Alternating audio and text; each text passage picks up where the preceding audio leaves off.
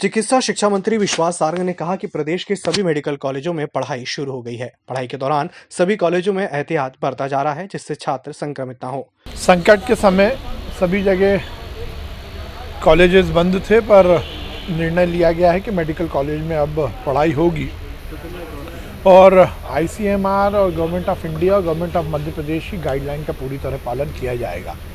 क्योंकि कोरोना का संकट संक्रमण का संकट है, इसलिए सोशल डिस्टेंसिंग का ध्यान रखा जाएगा।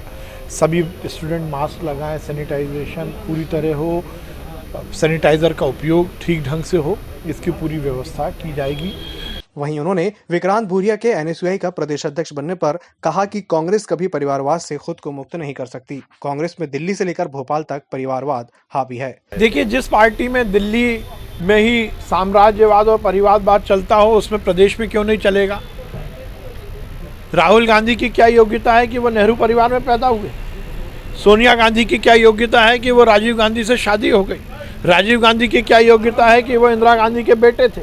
इंदिरा गांधी की क्या योग्यता थी कि वो जवाहरलाल नेहरू की बेटी थी? इसके अलावा उनने कुछ है? राहुल गांधी कभी स्कूल तक तो गए नहीं। उन्हें ये नहीं मालूम कि इस देश की आबो हवा क्या है, इस देश में कितनी बोलियां बोली जाती हैं, इस देश की धरातल की स्थिति क्या है, इसकी देश का भौगोलिक स्थिति क्या है। वो इस देश के एक पुरानी पार्टी के राष्ट्रीय अध्यक्ष बन गए। उनकी माँ जो इटली में पैदा हुई, वो इस देश की एक बड़ी पार्टी की और सबसे पुरानी पार्टी की अध्यक्ष बन गई। तो कांग्रेस में तो गुट और गिरोह दिल्ली से चलता है, तो यहाँ क्यों नहीं होगा? जैसा ऊपर चलता है वैसे ही नीचे चलेगा।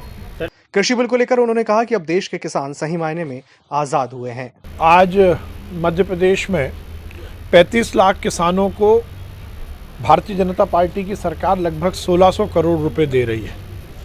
एक क्लिक से 35 लाख किसानों के खातों में 1600 करोड़ रुपए पहुंचेगा। ये भारतीय जनता पार्टी की सरकार है जो किसान हितैषी सरकार है।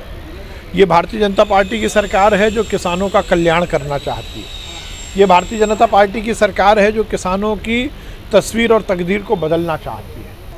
कांग्रेस और वाम दल इस देश में अराजकता का माहौल बनाना चाहते हैं। वो कृषि सुधार विधेयक जो किसानों के भाग्य को बदलने वाले संशोधन हैं, उनका विरोध कर वो किसानों का नुकसान करना चाहते हैं। कांग्रेस क्योंकि उद्योगपतियों की पार्टी है, उद्योग कोई लगाता है, अपना उत्पाद बनाता है, तो अपने उत्पाद की कीमत निश्चित करने का अधिकार उसको होता है। पर इस देश में दुर्भाग्य है कि नवाबों के समय, अंग्रेज़ों के समय और फिर कांग्रेस के समय इस देश में किसान का अन्नदाता, इस देश में वो किसान जिसने अपनी गाड़ी मेहनत से लोगों के पेट भरने का इंतज़ाम किया है, उसके ऊपर किसी ने ध्यान नहीं दिया। जब एक उद्योगपति अपनी उत्पाद का मूल्य निर्धारित कर सकता है, तो किसान को ये अधिकार क्यों ना मिले?